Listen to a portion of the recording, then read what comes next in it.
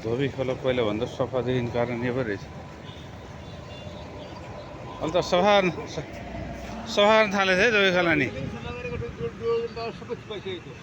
त्यही त